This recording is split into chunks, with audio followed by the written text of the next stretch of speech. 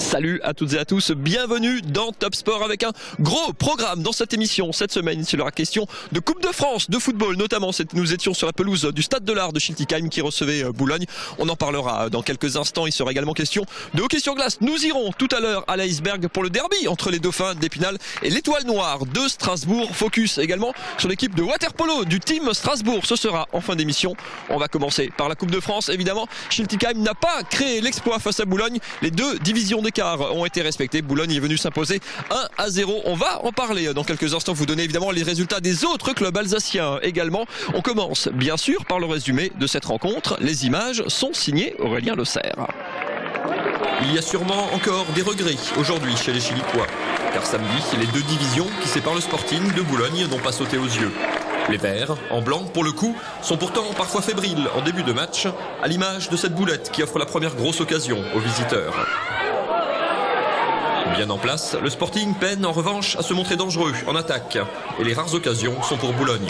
Boulogne qui ouvre la marque à la demi-heure de jeu sur un exploit personnel de Chemlal. Son petit bijou de frappe enroulée vient s'engouffrer dans la lucarne de Stéphane Schneider.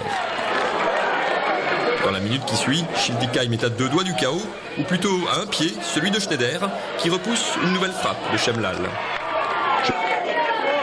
Juste avant la pause, le Sporting aurait dû bénéficier d'un penalty quand la tête de Ims est touchée de la main. En seconde période, le Sporting ne parvient pas à emballer le match, ni même à hausser le rythme. Pire, il se laisse endormir par Boulogne. Il faut attendre l'heure de jeu pour voir la première frappe cadrée, sauvée en 2 temps par Régis Gürtner. Yannick Ims n'est pas plus heureux quelques minutes plus tard, et c'est Boulogne qui a l'occasion de tuer le match dans le temps additionnel, mais Keita manque le cadre sur penalty. Le ballon de la dernière chance, sur lequel même Schneider est monté, traîne dans la surface, mais ne donne rien, et c'est Boulogne qui passe sur le plus petit des scores. Pour la deuxième année consécutive, il n'y a plus aucun club alsacien en Coupe de France pour voir l'arrivée des clubs de Ligue 1 en 32e de finale. Sarre-Union a chuté à Pontarlier 2-0 et dimanche, Dinsheim, qui menait à la pause, a craqué à Saint-Amand-les-Eaux. Avec José Guerra, l'entraîneur du Sporting Club de Schiltigheim. José, on a l'impression qu'il a manqué un petit supplément d'âme dans cette rencontre, qui s'est enflammé les 5-6 dernières minutes, mais avant ça, on a l'impression que cette équipe de Boulogne, bien en place, vous a un petit peu presque endormi quelque part. Oui, ils ont réussi à faire ce qu'ils voulaient, notamment en deuxième mi-temps. Ceci dit, sur l'entame de match, je pense qu'on fait une très bonne entame de match, suivi de beaucoup d'erreurs individuelles, beaucoup trop. Donc je pense que c'est aussi dû un peu à la maîtrise émotionnelle. Je pense qu'il y a des garçons qui c'est leur premier match à ce niveau-là. C'est des jeunes garçons qui doivent apprendre. Donc voilà, pour franchir des paliers, il faut arriver à les réussir ces matchs-là. Et aujourd'hui, malheureusement, j'ai l'impression qu'on n'a pas tout donné, ou du moins on n'a pas joué à notre vrai niveau. C'est toujours le dilemme entre rester bien en place parce que la moindre erreur se paye cash. Et puis en même temps, on sait qu'il faut emballer, il faut se sublimer un petit peu dans ce match-là. C'est la petite étincelle qui fait qu'il y a des regrets aujourd'hui. Ouais, l'étincelle, elle a manqué notamment dans le retour des vestiaires. Et ça, c'est un peu dommage. Il est clair que sur la première mi-temps, on a eu beaucoup plus d'opportunités que Boulogne. Boulogne n'ont pas eu d'occasion, à part cet exploit individuel de Chemlal, sur un décalage au départ de l'action et un mauvais placement d'un joueur de chez moi. Maintenant, c'est dommage de ne pas avoir poussé les actions jusqu'au bout, parce qu'on n'a pas été efficace dans la dernière passe offensivement, et surtout on n'a pas été efficace dans la première passe en repartant de derrière. Et on s'est effectivement mis en difficulté face à cette équipe sur ce début de match. Maintenant, en deuxième mi-temps, on a attendu les 10 dernières minutes pour arriver un peu à enflammer la partie, mais il faut dire qu'il y avait beaucoup de métiers en face, et ils ont effectivement mené cette mi-temps à leur guise. J'ai encore un regret quand même si je vais pas me retrancher derrière ça auprès de mes joueurs, mais je pense qu'il y a une main flagrante en première mi-temps, avec la possibilité de revenir à un partout, et ça peut peut-être changer la physionomie et surtout l'état émotionnel de mes joueurs. Il va falloir rebondir là-dessus. Voilà pour la page football de ce Top Sport. On va filer au hockey sur glace pour le derby entre l'Étoile Noire et les Dauphins d'Épinal. Ça se passait ce samedi soir. Dans la foulée tout de suite du football du côté de l'Iceberg, la patinoire de Strasbourg. C'est parti. Comme promis, on continue donc ce Top Sport du côté de la patinoire de l'Iceberg où ça ne s'est pas très bien passé non plus pour les hockeyeurs de l'Étoile Noire qui viennent de s'incliner dans le derby contre Épinal, une défaite 5-3. On va en parler dans quelques instants avec nos invités de cette défaite et puis du début de saison du club strasbourgeois. On commence bien sûr par le résumé de cette rencontre. Les images sont toujours signées Aurélien Losser. Dans une patinoire bien remplie, l'Étoile Noire réussit un bon début dans ce derby, mais sans trouver la faille. Et les Strasbourgeois sont sévèrement punis en encaissant 2 buts dans les 3 dernières minutes du premier tiers. 2-0, puis 3-0 sur ce contre bien mené en supériorité numérique. La tâche, dès lors, s'annonce compliquée. Pourtant, l'Étoile Noire va revenir dans le match sur ce lancer de Yann Pardavi, mais la joie des Alsaciens est de courte durée. Dans la minute qui suit, Épinal reprend ses distances en profitant de la confusion devant le but de Jadlowski. Scénario identique dans le 3e et dernier tiers-temps. Strasbourg se rapproche grâce à ce joli lancer de son capitaine Eli Marcos. 4-2, mais 5-2, une minute plus tard, Épinal reprend le large. Le dernier but de Pardavi en embuscade dans les dernières minutes n'y change rien et l'Étoile Noire s'incline une nouvelle fois à domicile. C'est surtout la 4e défaite consécutive en championnat. Au terme des matchs allés, les Strasbourgeois partagent la 10e place de la Ligue Magnus avec Morzine, à distance des relégables, mais à 3 points déjà de la 8e place. Avec Eli Marcos, le capitaine, buteur et attaquant de l'Étoile Noire. Eli, on a l'impression que l'Étoile Noire plusieurs fois aurait pu revenir vraiment dans ce match et puis par 2 fois notamment vous marquez, vous en reprenez un derrière. Ça a été une course-poursuite dans laquelle vous êtes un petit peu épuisé ce soir. Bah ouais, c'est sûr que sortir de la première période à 2-0 alors que je pense qu'on domine la première période, bah ça nous met en difficulté. On est obligé de pousser pour aller chercher, rattraper ces buts de retard. Et puis quand on commence à marquer, on pense qu'on tient le bon bout et là-dessus on se refait marquer derrière. C'est toujours dur quoi. Perdre à domicile c'est toujours frustrant. Perdre dans un derby c'est encore plus frustrant, surtout que cette équipe d'Épinal c'est en train de devenir un peu votre bête noire cette saison. Les défaites en championnat, en coupe, en préparation, ça fait un peu beaucoup ce soir quand même.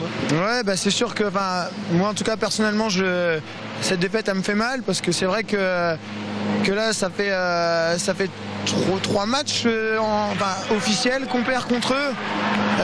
On avait déjà perdu en préparation contre eux cet été et je trouve que ça commence à bien faire quoi. Je veux dire on est capable de les battre, on le sait, et le problème c'est qu'on se met des bâtons dans les roues et on peut pas continuer comme ça quoi. Si on veut aller loin dans ce championnat, si on veut faire quelque chose, il faut qu'on se regarde tous dans le miroir et qu'on se pose les bonnes questions. Est-ce qu'aujourd'hui ça a été notre meilleur hockey? Oui ou non, et si ça n'a pas été, il faut se préparer parce que mardi on a un match hyper important et il n'y a pas beaucoup de temps pour être prêt. Le rebond c'est peut-être dès ce mardi soir, c'est bien de jouer tout de suite. Les sportifs de haut niveau ils aiment bien après une défaite de pouvoir rejouer immédiatement. Quart de finale de Coupe de France contre Gap, c'est l'occasion rêvée de se relancer quelque part. Il n'y aura pas droit à l'erreur sur ce match. Ouais, non, il n'y a pas droit à l'erreur, c'est une place en demi-finale qu'on peut aller chercher.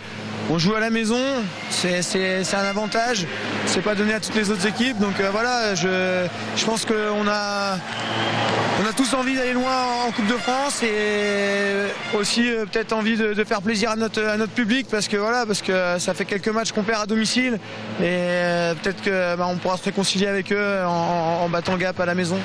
Merci beaucoup Elie, le rendez-vous c'est mardi soir ici même à la patinoire de l'Iceberg. Allez, on va quitter la glace de la patinoire de l'Iceberg pour le dernier reportage de cette émission. On va aller se mettre au chaud parce qu'entre le football et le hockey, il n'a pas fait très chaud dans cette émission. Puis on va essayer d'aller voir une victoire. Gros plan pour cette fin d'émission sur une des rares équipes alsaciennes à évoluer au plus haut niveau national. C'est l'équipe du Team Strasbourg, l'équipe de waterpolo, l'ex-SNS de la capitale alsacienne. Il recevait Senlis ce week-end au centre nautique de Schiltigheim. Nous y étions, regardez. Le Team Strasbourg réunit depuis l'été dernier les compétiteurs de la SPTT pour la natation et ceux du waterpolo issus de la SNS. Tout ce beau monde prendra ses quartiers à la piscine de la Kibitzono dès la fin des travaux début 2014. En attendant, tout le monde s'entasse au centre nautique de Schiltigheim et s'adapte à ces nouveautés. c'est un peu bizarre, on va dire un peu pour tout le monde, le changement de nom du club, plus la délocalisation qui est compliquée pour un peu pour tout le monde. Mais bon, on continue à travailler, comme on dit, on fait le dos rond dans ces moments-là et on essaye de continuer à travailler même si c'est dur au niveau des horaires, mais on lâche pas. Samedi soir, les poloistes strasbourgeois ont renoué avec la victoire en dominant Senlis 12-6. Battus la semaine dernière à Taverny, les Alsaciens ont rectifié le tir en proposant un match sérieux, sans trembler et en remportant les 4 périodes. Il ne fallait pas se rater, on avait les crocs de se rattraper parce que la défaite elle a été un peu humiliante la semaine dernière à Taverny. Donc du coup on avait vraiment envie sur ce match et je pense que ça s'est vu dans l'eau. Ça s'est vu, en effet, en défense notamment, où les Strasbourgeois ont été intraitables, protégeant parfaitement leur gardien, le jeune Hugo Fontani, 18 ans, qui réalise plus de 15 arrêts. Bilan, seulement 6 buts encaissés, la meilleure perf de la saison. Le but c'était la défense, être inflexible en défense, les empêcher de marquer. On a fait un bon travail, on est resté collectif, c'était pas mal. C'est pas mal, et au tiers du championnat, ça fait remonter le Team Strasbourg à la 6e place du classement après avoir rencontré tous les favoris. Pas de quoi enflammer Sébastien Béringuel pour sa 7e saison comme entraîneur. Notre objectif c'était de bien figurer dans le championnat de France, bien sûr rester en élite, donc se maintenir le plus facilement et après voir s'il y a d'autres possibilités derrière. Donc pour l'instant, avec l'erreur qu'on vient de faire, l'erreur de perdre à Taverny, pour l'instant on pense juste au maintien et puis à l'arrivée au milieu du championnat, on commencera à réfléchir à plus loin. Samedi, les Strasbourgeois seront à Lille, l'équipe surprise 5e du championnat pour leur dernier match de l'année. Ils en sauront alors un peu plus sur leur potentiel et leurs ambitions. Et c'est fini pour le Top Sport de cette semaine. Notez donc le rendez-vous donné par Elie Marcos, le capitaine de l'Étoile Noire, match de Coupe de France. Ici même, ce mardi soir, réception de Gap pour les hockeyeurs de l'Étoile Noire. Quart de finale de Coupe de France, donc pour une place en demi. On se retrouve, nous bien sûr, lundi prochain pour une nouvelle émission. Et n'oubliez pas l'autre rendez-vous sport sur Alsace 20 chaque semaine. C'est chaque jeudi soir, 19h40, Club Racing. On fera le point avant le dernier match de l'année à la Méno. Le Racing qui reçoit le Poiré Survie. Ce sera ça vendredi soir. En attendant, bonne semaine à toutes et à tous. Salut.